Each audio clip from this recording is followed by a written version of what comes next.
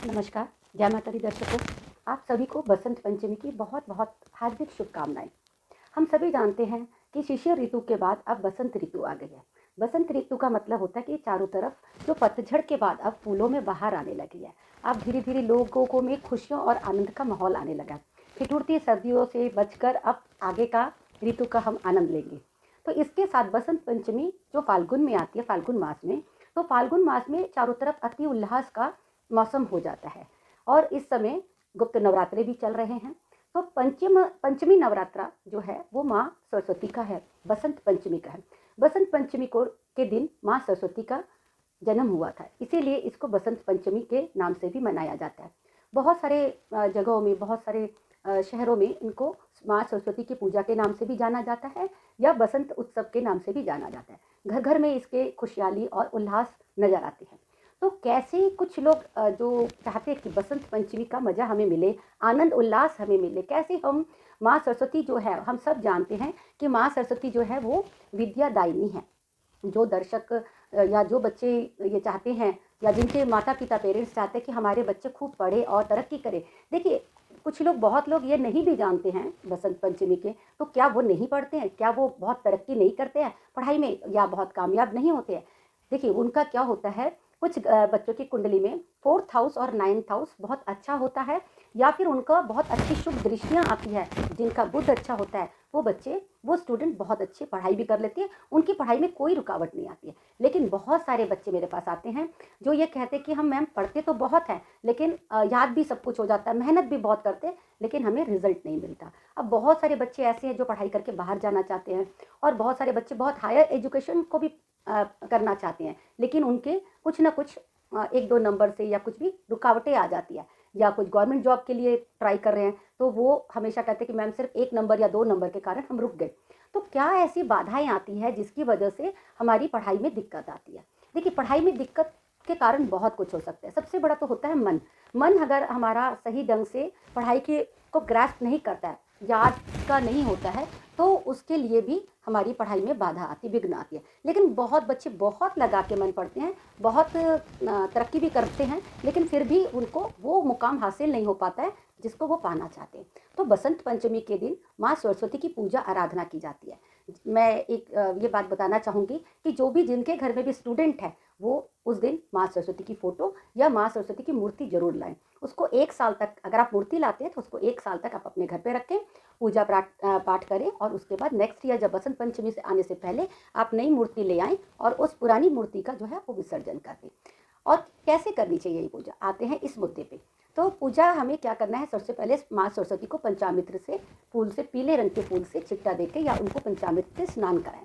उसके बाद उनको आप हल्दी का जरूर, क्योंकि बसंत, बसंत का मतलब है पीला, तो बसंत में हल्दी का और केसर का उनको तिलक लगाएं।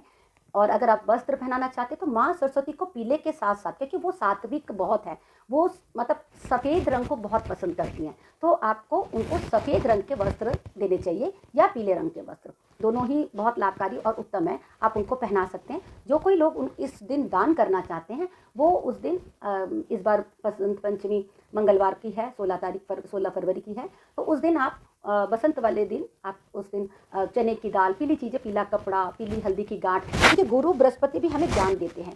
अगर गुरु बृहस्पति के लिए ही हम ये पीला चने की दाल या पीला कपड़ा का बोल रहे हैं। नवम हाउस यानी 9th हाउस जो है वो गुरु से रिलेटेड है। जिनका गुरु अच्छा होता है, कहते हैं ना, गुरु तो सात्विक और गुरु ज्ञान देते हैं।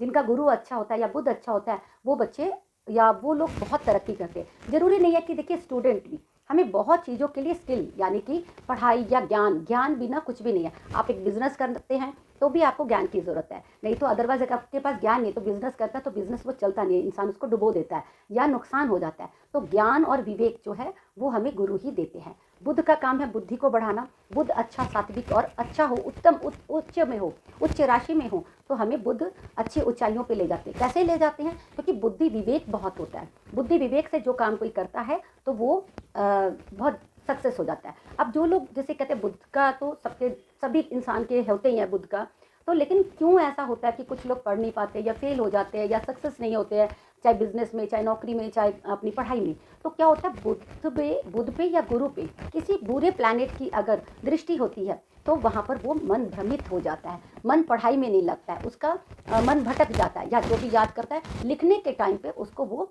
चीज़ वो भूल जाती है याद। तो ये भूलने का काम कौन करता है? भूलने का काम करता है राहु।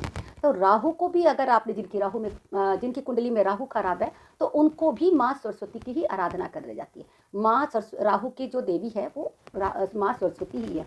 तो माँ सरस्वती की अगर पूजा आराधना आप करते हैं तो आपको बहुत लाभ मिलता है। देखिए, हर चीज़ के लिए मैं कहती हूँ, धन चाहिए, बुद्धि चाहिए, ज्ञान चाहिए। धन कैसे आएगा? आप कुछ अच्छा काम करोगे तभी धन आएगा।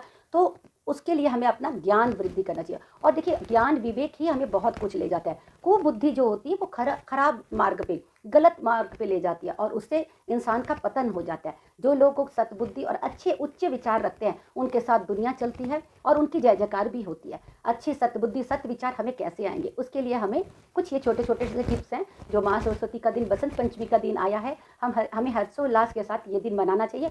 और हमें ज्ञान कैसे मिले, माँ सरस्वती का ज्ञान कैसे मिले, इससे हमें, मैं कुछ राशियों के, जो राशि 9 राशियों के बारे में बता रही हूँ, वो कैसे कैसे अपनी राशि के अनुसार माँ सरस्वती को मनाएं। बहुत लोगों को बहुत चीज़ों का आपस में लोगों को तालमेल नहीं होता है, हस्बैंड वाइफ के तालमेल नहीं होता, भाई बहन का तालमेल नहीं है, माँ बच्चे का तालमेल नहीं है। तो उसमें भी क्या है कि कहीं ना कहीं हमारा कुछ रोल बुद्धि का जरूर है। तो बुद्धि का हास होने से ही हमारे रिलेशन भी बिगड़ते हैं। जहाँ बुद्धि अच्छे काम करती है, यानी कि हमारी बुद्धि अगर अच्छी चल रही है, अब आप बोलेंगे कि माँ बेटे से या पति पत्नी से बुद्धि का क्या काम?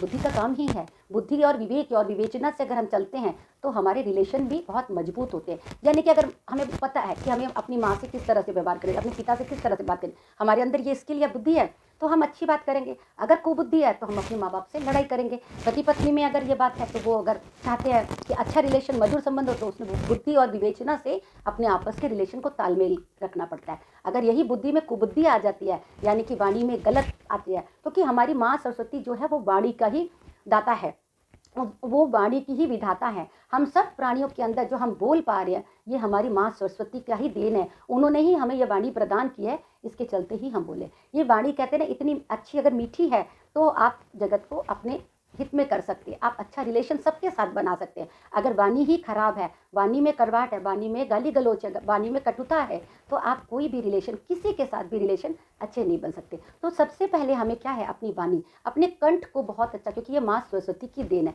कभी कभी हम कहते हैं ना कि ऐसा मत बोलो, या ऐसा होता है कि कभी माँ सरस्वती मुंह पे बैठी है, जुबान पे बैठी होती है, जो बात सच हो जाती है। तो इसके लिए हमें कोशिश ये करनी चाहिए कि कड़वी बात या कटुता से बात ना करें। और देखिए, ये संसार है, चलता है, सब कुछ करते हैं, गुस्सा भी आता है, लेकिन कोशिश किया जाए कि गुस्से को कैसे शांत किया जाए। तो इसके लिए मैं आज पहले तो आपको उनको ये बता रही हूँ कि माँ सरस्वती को आप कैसे मनाएं।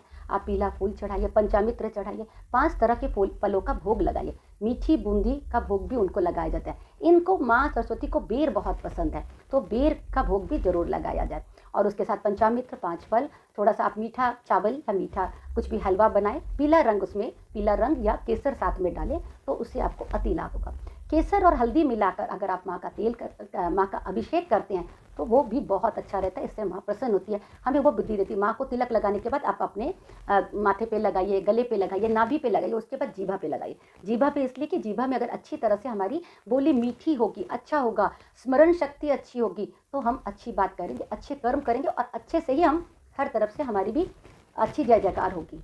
तो इसके लिए आप ये करें। और उस दिन सबसे पहले एक और बात बताऊंगी कि आपको खुद के लिए क्या करना है। खुद के लिए दर्शकों, आपको उस दिन जब आप स्नान करते हैं तो उसमें कोशिश करिए कि हल्दी, पीले गेंदे की फूल की माला और केसर डाल के अगर आप स्नान करते हैं तो बहुत अच्छा रहता है उस दिन के लिए। और उसके बाद आप उस दिन आप साबुन ना यूज़ करें और उसके साथ ही आप पीले वस्त्र धारण करिए उस दिन, तो आपको बहुत अच्छा लाभ लेगा। और साथ ही देखिए, बच्चों की पढ़ाइयाँ आजकल ऑनलाइन चल रही है या जैसे भी चले, एग्ज़ाम आने वाले हैं, तो जो भी बच्चे स्टूडेंट हैं, वैसे अगर जिसके एग्ज़ाम बहुत पास नज़दीक है तो वो उस दिन पढ़ाई ज़रूर करें, क्योंकि एग्ज़ाम के नहीं तो नुकसान हो जाएगा। और अगर कुछ ऐसा लगे, अगर आपको बच्चों को या कोई बच्चे बड़े किसी को भी, किसी भी स्टूडेंट्स, मैं यहाँ पर छात्र या छात्रियों को बोलूँगी कि किसी भी स्टूडेंट को जो पीएचडी भी कर रहे हैं, यानी कि उनको अगर लग रहा है कि मुझे इस सब्जेक्ट में दिक्कत आ रही है या परेशानी आ रही है, मैं चाहकर भी, या जैसे बच्चे मैथ इंग्लिश में डरते हैं, तो आप वो वाली बुक को उठाकर या उस नोटबुक को उठा के आप माँ सरस्वती के आगे रख दीजिए। उस पर हल्दी और केसर से स्वास्तिक बनाइए।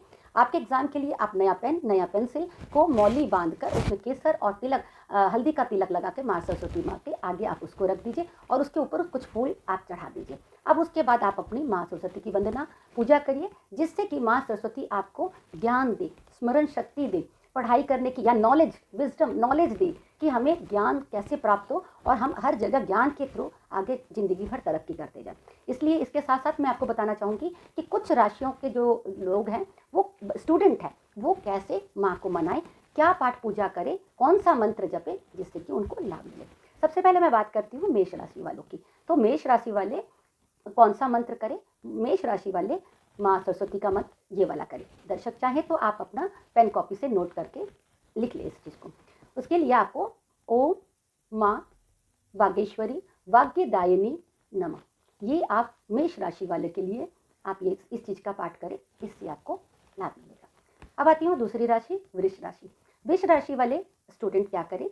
उनके लिए है ओम कौमुदी ज्ञानेश्वरी सरस्वते नमः। इस मंत्र का जाप करें 108 बार। मंत्र कोई भी करना हो, इसको माला से 108 बार, आप जो भी माला ले रहे हो उसमें थोड़ी सी हल्दी और केसर डाल दीजिए, उसको आप उस मंत्र के द्वारा ये मंत्र जाप करें तो आपको निश्चित रूप से, कोशिश करिए अगर ज़्यादा कर सकते तो इस दिन से लेकर आप 45 दिन तक का करिए तो आपको अति उत्तम लाभ मिलेगा। अब तीसरे में आती हूँ मैं मिथुन राशि वालों के लिए। मिथुन राशि वालों ने क्या करना है? ओम माँ भुवनेश्वरी, ओम माँ भुवनेश्वरी सरस्वते नमः, इस मंत्र का जाप करें तो उनको इससे लाभ मिलेगा। अब मैं आती हूँ कर्क राशि वालों के लिए। कर्क राशि वाले क्या मंत्र का जाप करें?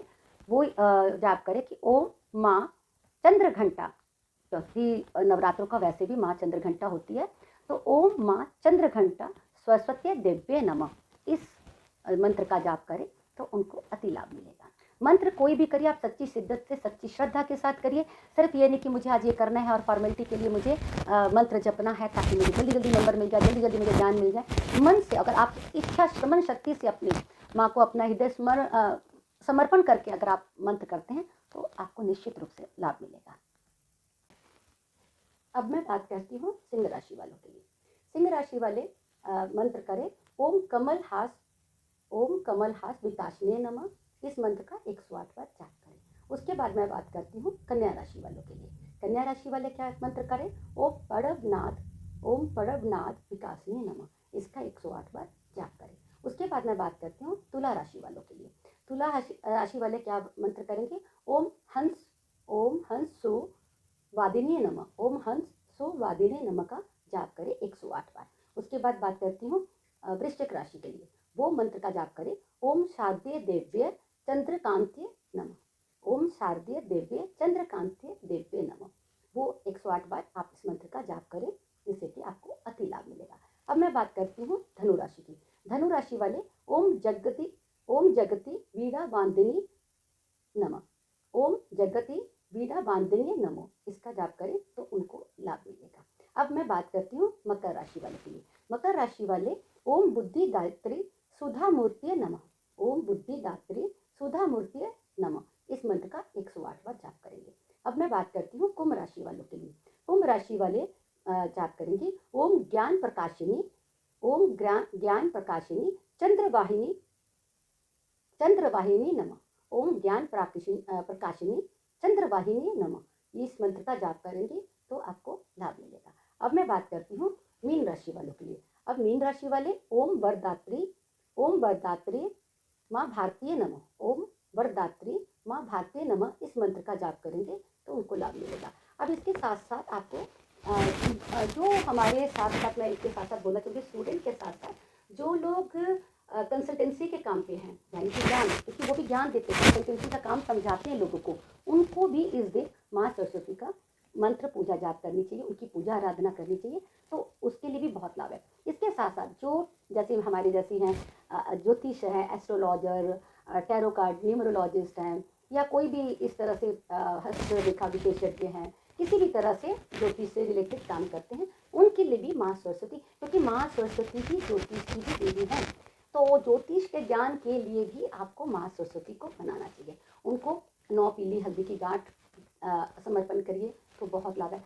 साथ में माँ सरस्वती के लिए, स्टूडेंट के लिए जिनको बहुत दिक्कत आ रही है, बस रुक रहे हैं काम, कुछ बहुत अर्जेंट काम करना है पढ़ाई का और काम बन नहीं रहा, रिजल्ट अच्छा नहीं आ रहा, तो उनको माँ सरस्वती की फोटो या मूर्ति के आगे उनको एक मोर, मोर जैसे कि आपका कोई छोटा सा मोर मिल जाए, मतलब कोई मतलब स्टिकर सा या कोई छोटी सी मोर की मूर्ति या मोर की कोई फीचर्स सा कुछ मिल जाए, तो उसको वहाँ पर माँ सरस्वती के साथ लगाएं। माँ सरस्वती जो है हंस की सवारी करती है, लेकिन माँ मोर के पंख से या मोर से माँ बहुत मयूर होता है, उससे माँ बहुत प्रसन्न होती है, तब उनका नाम नील सरस्वती पड़ता है। नील सरस्वती जो है वो माँ देवी विद्या की दायिनी है। जिन बच्चों को, स्टूडेंट्स को ये दिक्कत आ रही है, तो वो इस चीज़ का मयूर रखें और मोर पंख, जिनको मयूर या मोर की छोटी सी कोई मूर्ति या फोटो या इस तरह से नहीं मिल पाता, तो उस दिन आप मोर पंख ही रख सकते हैं। वैसे तो कोशिश करिए कि आप मोर रखें, तो नील सरस्वती जो है वो आपको हर जगह उत्तीर्ण कराएंगी, तो आप उस दिन वो रखिए। और माँ को कमल वासिनी जैसे बोला जाता है, तो माँ को आप कमल के फूल, 2 कमल के फूल, अगर आपको 2 कमल के फूल सफ़ेद रंग में मिल जाते हैं तो वो बहुत है, क्योंकि माँ सरस्वती को सफ़ेद रंग बहुत प्रिय है। बसंत होने के कारण हम उनको बसंत से पीला रंग से के फूल वगैरह भी करते हैं बसंत पंचमी के से, लेकिन माँ को श्वेत धारिणी है, श्वेत वस्त्र धारिणी बोला जाता है उसको, तो श्वेत वस्त्र आप उनको पहनाएं तो बहुत अच्छा लाभ देगा। और ज्योतिष से जो लोग भी रिलेटेड है वो सभी जानते हैं कि माँ सरस्वती को इस दिन कैसे मनाना चाहिए, क्या मंत्र करना चाहिए। जिन बच्चों को बहुत ज़्यादा कुछ नहीं भी आता, अपनी राशि का नहीं पता, वो सिर्फ ओम माँ सरस्वती नमः का भी जाप कर सकते हैं, ओम माँ शारदे नमः का भी जाप कर सकते हैं। सारा दिन आप इसी दिन आप ये करिए। और जिनका मैंने बताया कि किताब आप वहाँ पर अपनी रख दीजिए, नई कॉपी किताब का भी लिख दीजिए। जिन्होंने अपने नया खाता बही शुरू करना, कोई काम शुरू करना है, तो वो भी अपने खाता बही को अपने माँ को वहाँ पर रखें। जिन बच्चों को नए स्कूल में डालना है, जो छोटे शिशु बच्चे हैं जिनको अब एडमिशन हो रहे हैं या स्कूल में डालना है, तो उन बच्चों के लिए अगर आप उस दिन चाहे पेन या कॉपी या स्लेट जो भी है या चौक से आप उस दिन माँ का, अगर अक्षर सरस्वती माता के आगे दीप दिया जलाकर अगर उस दिन बच्चे को पूरा अच्छे से स्वस्थ करके, पीला वस्त्र धारण करके, केसर का तिलक लगा के, केसर की शाही से अगर आप उसमें माँ सरस्वती का एम शब्द, एम आता है इस तरह से, माँ सरस्वती का बीज मंत्र है एम, आप एम शब्द का जो है वो लिखवाते हैं, तो वो बच्चा ज़िंदगी में बहुत तरक्की करता है, उसकी पढ़ाई बहुत अच्छी होती है। आप पहला शब्द माँ को वो वाला केसर की शाही कैसे घोलिए, केसर को थोड़ा सा पानी में घोल लीजिए और उसमें थोड़ी सी हल्दी डाल के आप उसमें कॉपी लेकर या बच्चे को नया पेन लेकर, नहीं भी हो तो कोई भी किसी भी अनार की कलम को बनाकर उसको आगे से पॉइंट से छील के पेन सा बनाकर आप उसमें एंग शब्द वर्ड को लिखिए। और जो बच्चे स्टूडेंट के लिए एक आपको ट्रिक्स बता देती हूँ, मैजिकल वर्ड्स जिसको बोलते हैं, मैजिक वर्ड दे देती हूँ। जिन बच्चों को पढ़ाई में एग्जाम में जाके घबराहट होती है, लिखते हैं सब कुछ याद है लेकिन लिखने के वक्त उनको भूल जाते हैं, तो सबसे पहले जहाँ पर नेम लिखते हैं, जहाँ पर कुछ छोटा सा करके एम लिख के उसके ऊपर ऐसे करके एम वर्ड अगर आप लिख देते हैं तो आपको भूलेगा नहीं। मैजिक वर्ड ये है कि माँ सरस्वती आपको ये शक्ति और ये स्मरण शक्ति देंगी कि आपको सब याद आती है, आपने जो पढ़ा है वो आप लिख लें। मैजिक ट्रिक्स जो है आपको मैं वर्ड दे रही एम वर्ड का, एम वर्ड को आप उसमें अपनी कॉपी में लिख दीजिए। और जिनको पढ़ाई में भी याद नहीं होता, कोई सब्जेक्ट आप लेके, कोई चैप्टर लेके बैठे याद नहीं हो रहा, एम का वर्ड बोलकर या ओम शारदे नमः वर्ड बोल के पूरा श्लोक बोल के, माँ का मंत्र बोलकर आप उसको पढ़ने बैठिए और लिखिए, तो आपको बहुत अच्छी उत्तम बात है। आप छोटी सी जैसे मिट्टी की कलश छोटी सी लेकर उसमें दूध भरकर उसमें आप केसर डालकर और एक पेन को मतलब या अनार की कलम, क्योंकि आजकल थोड़ा ये मिलता नहीं है, तो अनार की कलम या कोई भी लकड़ी को छोटी सी डंडी सी लेकर पॉइंटेड सा बनाकर मुंह पेन की तरह आगे उसमें उस डाल के उस छोटी सी कलश में डाल के रख दीजिए। उसके बाद उसमें आप एम वर्ड का या माँ सरस्वती नमः, अगर जो भी माँ है जो अपने शिशु को, अब बच्चे को अब स्कूल में दाखिला नया पढ़ाई के लिए डालना चाहती है, तो उससे एम लिखवा कर आप उस कॉपी को रख दीजिए। उससे देखिए बहुत उसकी जीभा में शहद और केसर लेकर एम वर्ड लिख दीजिए। देखिए आपका बच्चा बहुत अच्छी तरह से पढ़ाई करेगा, ज्ञान करेगा। वो नॉट ओनली कि आपका खुद का या आपके खानदान का, आपके घर का, वो समाज में भी तरक्की करेगा, समाज में भी ज्ञान फैलाएगा। तो उसके जीभ में आप एंग से लिख दीजिए। कल जिन बच्चों का जन्म होता है बसंत पंचमी के दिन, शहद से जैसे कहते गुड़ती देते हैं, ओम लिखते हैं, ओम के साथ साथ आप एंग लिख दीजिए। वो बच्चा माँ सरस्वती का कृपा पात्र बन जाएगा। इसी के साथ दर्शकों, जय माता दी।